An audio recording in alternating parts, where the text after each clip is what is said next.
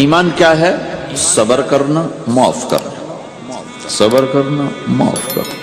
تو بھائیو، جو ہمارا معاشرہ بنے گا اسلامی، گھر میں باہر، وہ بنے گا اچھے اخلاق سے، عبادت سے نہیں، علم سے نہیں، تبلیغ سے نہیں، وہ بنے گا اچھے اخلاق سے، میٹھے بول بولنے سے، درگزر کرنے سے، معاف کرنے سے، سہ جانے سے، اور بازار میں سچائی، بازار میں میٹھا بول نہیں، وہ تو ہر تاجر مسکرا کے ملتا ہے، ہاں وہ تو کاروبار ہے مسکرانا، سچا بول، الصدق ینجی والکذب یہلک، میرے نبی نے فرمایا سچ نجات دیتا ہے اور جھوٹ ہلاک کر دیتا ہے۔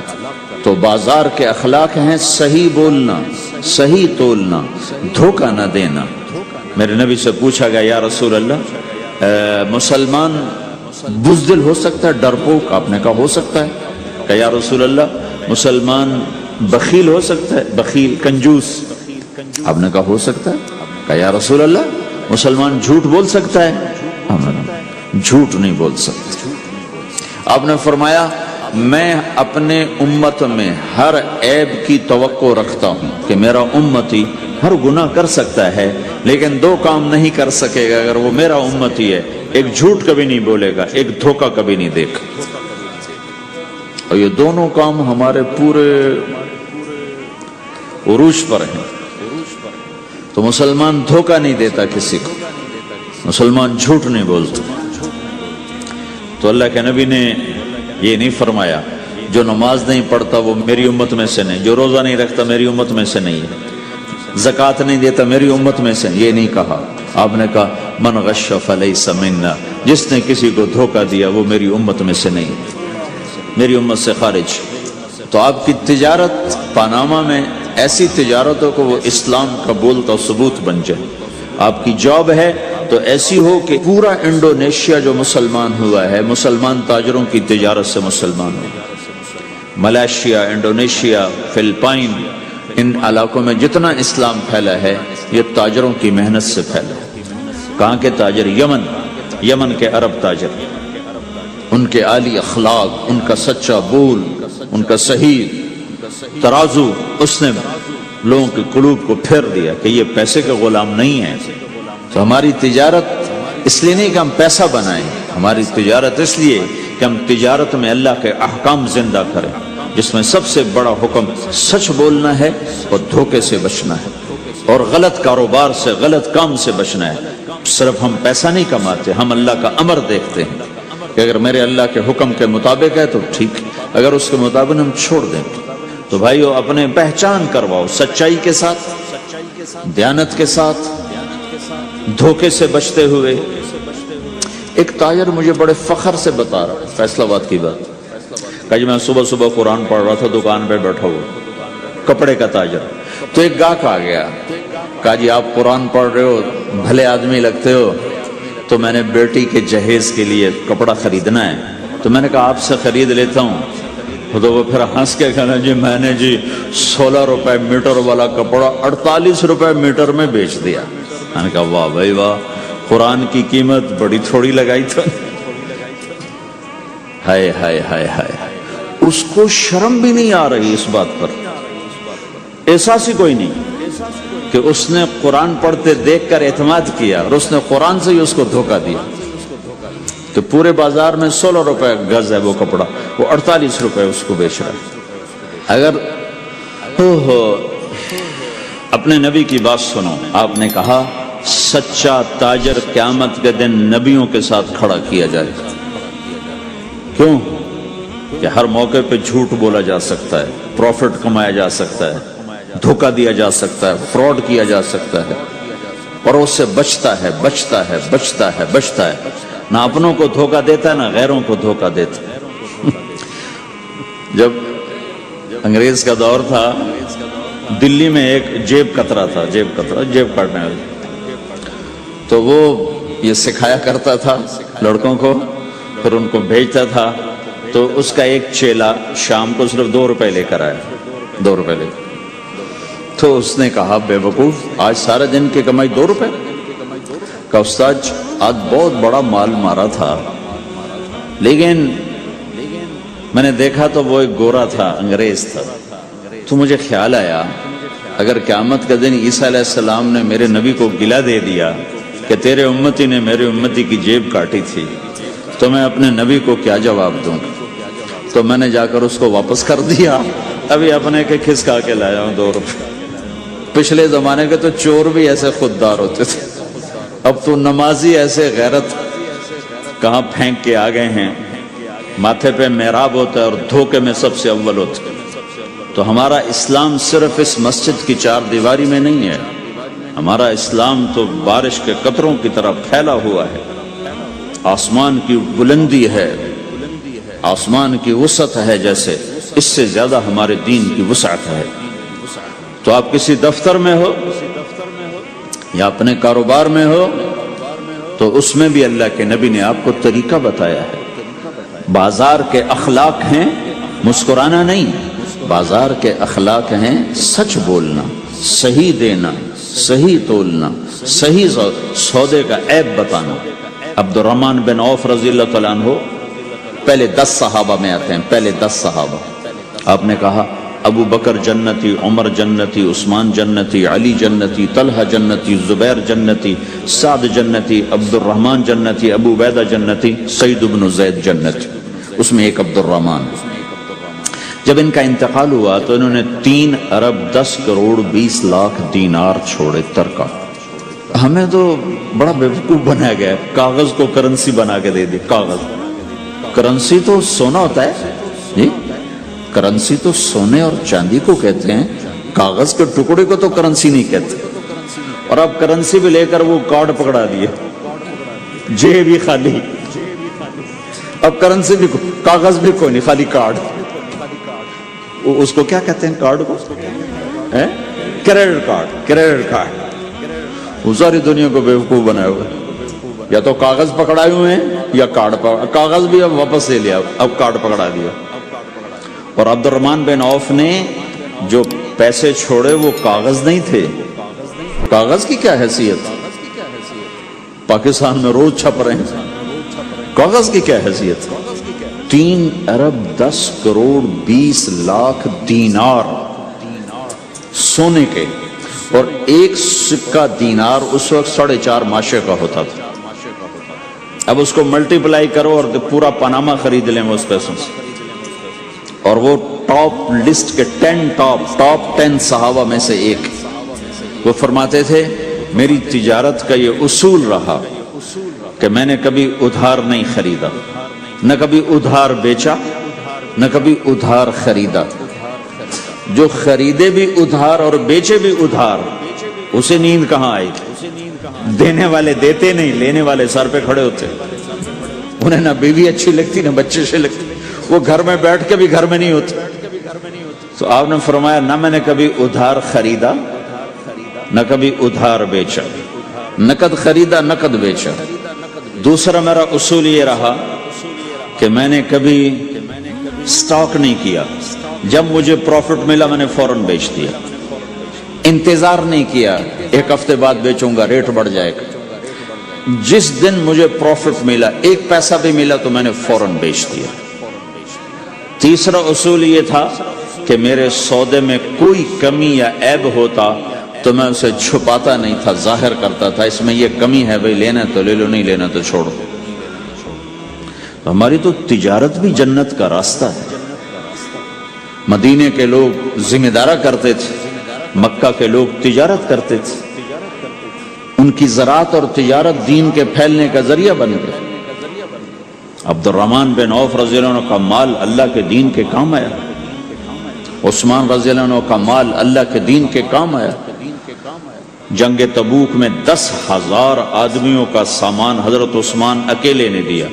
30,000 کا لشکر تھا تو 1/3 10,000 کا سارا سامان عثمان رضی اللہ عنہ نے اپنے گھر سے دیا.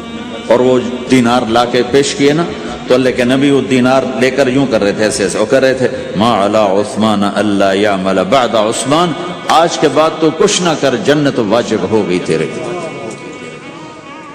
تو بھائیو ہمارا دین صرف ہمیں عبادت نہیں بتاتا، بازار کی زندگی بتاتا ہے کہ مسلمان بازار میں کیسے ہوتا ہے، کسی کے ہاں ملازم ہے تو اس کی نوکری کیسی ہوتی ہے، اس کی دیانت کیسی ہوتی ہے، اس کا بول کیسا ہوتا ہے.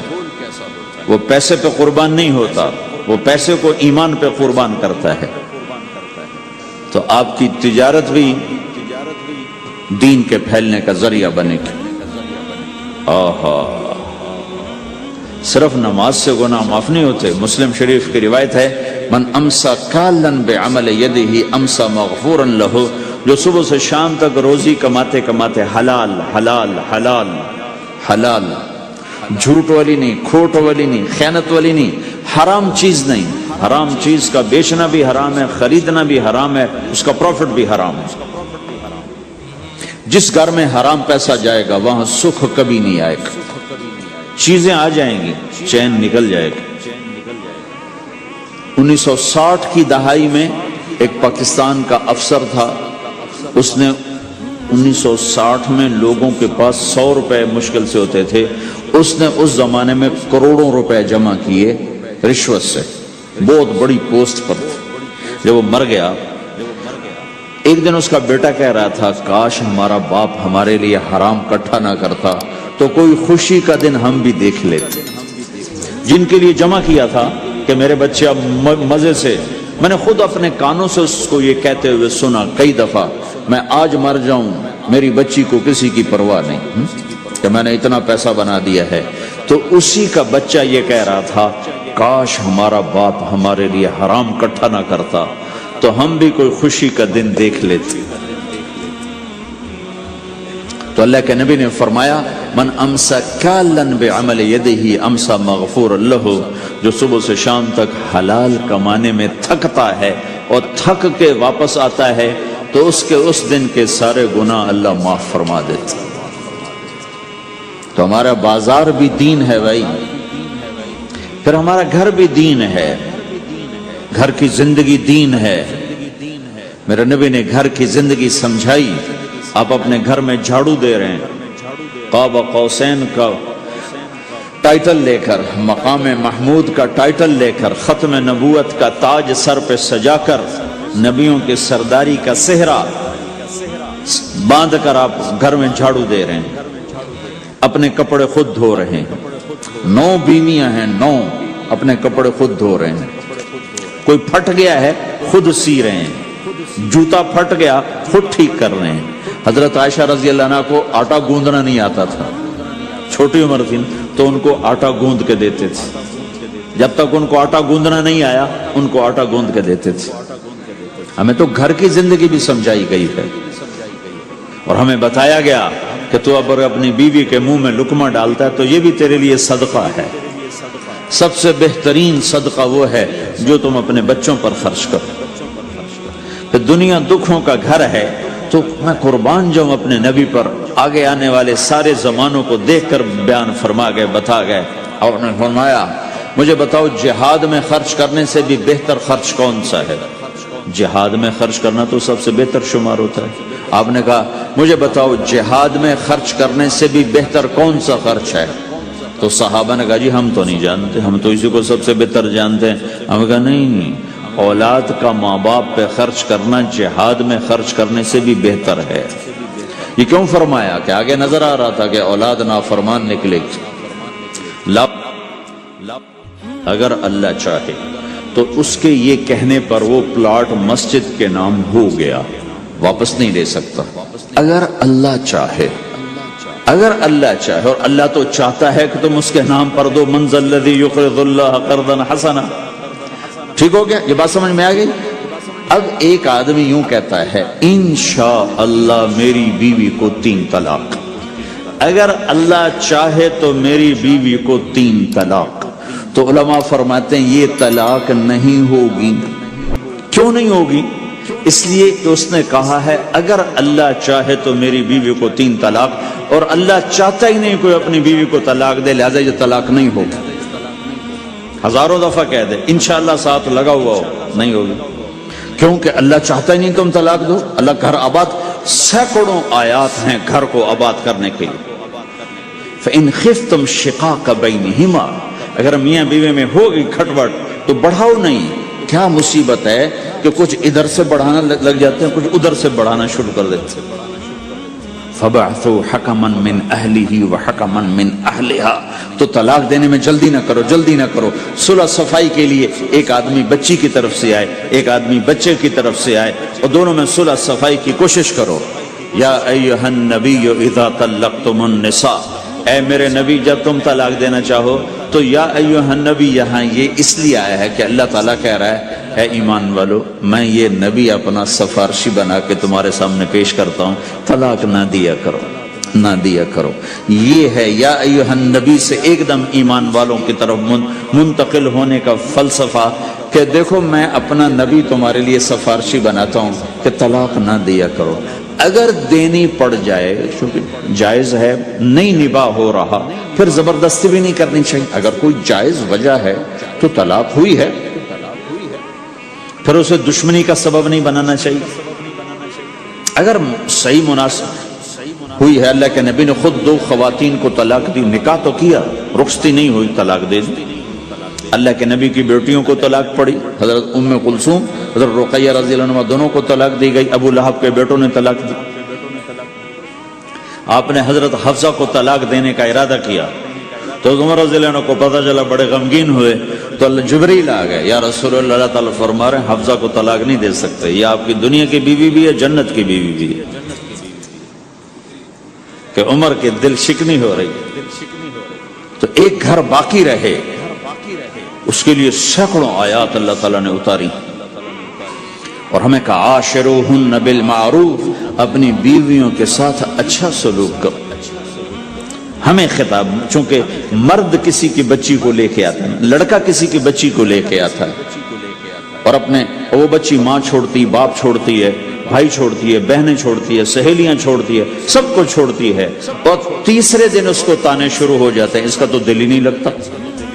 اور پہلے دن اپنی بیوی کو نصیحت دی جا رہی تھی، میری ماں کی خدمت کرنی ہے، میری کرنا کر، میری ماں کی کرنی ہے، میرے ابا کی کرنی، میری بہنوں کی کرنی، کسی کے سامنے تم نے بولنا نہیں، کسی کے سامنے اف نہیں کرنا، بے وقوف، اس سے محبت تو جتا کرو، اس کے بعد جو کچھ کہے گا وہ کرے گا۔ پہلے دن ہی حکم، نہ تعلق بنا ہے، نہ محبت پیدا ہوئی ہے، اور نہ ابھی جوڑ بیٹھا ہے، اور پہلے دن حکم سنانے شروع کر دی۔ اس کے ذمہ نہ تیری ماں کی خدمت ہے، نہ تیرے باپ کی خدمت ہے، نہ تیری بہنوں کی خدمت، یہ ساری خدمت تو تیرے ذمہ ہے۔ ہمارا سسرال کا معاشرہ بڑا ظالم ہے، لاکھوں میں کوئی ایک گھر بچا ہوا تو الگ بات ہے۔